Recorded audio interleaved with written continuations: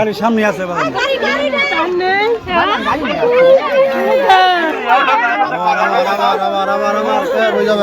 প্রায় 1 কিলোমিটার দূরত্ব থেকে ওনাকে মোটর সাইকেল দিয়ে আসছিল, ওই পাশ থেকে বাজাই নিয়ে একদম বাসতলা বলে যেখানে, সেখানে নিয়ে আসছে একদম স্পট ডেট। আমি এসে দেখছি স্পট ডেট। উনি একজন অবসরপ্রাপ্ত আর্মি অফিসার।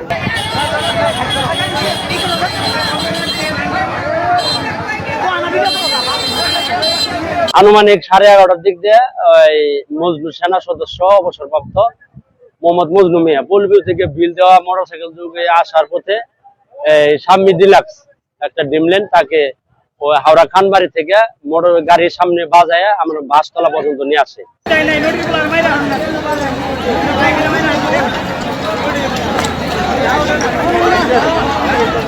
প্রায় 400 গজ বাজায় নিয়ে আসার পরে স্থানীয় জনতা গাড়িকে প্রতিরোধ করার পরে আটকানোর পরে মজনু মিয়া তাৎক্ষণিক ঘটনাস্থলে মারা যাওয়ার পরে প্রশাসনের লোক এবং সেনাবাহিনী সার্কেল এসপি মহোদয় আমাদের মাঝে উপস্থিত হওয়ার পরে তারা আসে মোটামুটি নিয়ন্ত্রণ আনে। এলাকার ক্ষিপ্ত জনতা তাৎক্ষণিক গাড়ির ভিতরে আগুন জ্বালাই দেয়। আমি স্থানীয় মেম্বার হিসেবে প্রশাসনের মাধ্যমে আমরা আগুন নিয়ন্ত্রণে আনি।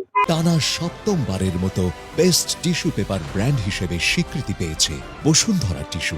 আসলে এটা তো আমাদের জন্য কারোর জন্য কাম্য না। আসলে এগুলা বেপরোয়া গতির কারণে, বেপরোয়া অদক্ষ চালকের কারণে আসলে এগুলা মূলত দুর্ঘটনা ঘটতেছে।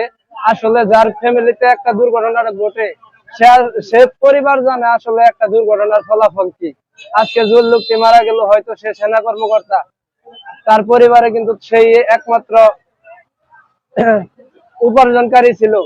সেই পরিবারের একজনকে হারাইলাম আমরা বেপরোয়া গতির কারণে। আমরা প্রশাসনের কাছে দৃষ্টি আকর্ষণ করব, যারা প্রশাসনে আছেন, যারা সরকার বিভাগে আছেন, তাদের কাছে একটাই দাবি, এগুলা বেপরোয়া গতির গাড়িগুলাকে নজরদারি করে যাতে এদের পদক্ষেপ নেওয়া হয়, যাতে গাড়ি চালানোর দক্ষতা, সর্বনিম্ন যোগ্যতা আইন জারি করা হয়, যাতে যে কেউ টাকা হইলে গাড়ি কিনতে না পারে, রাস্তায় গাড়ি চালাতে সাহস না পায়।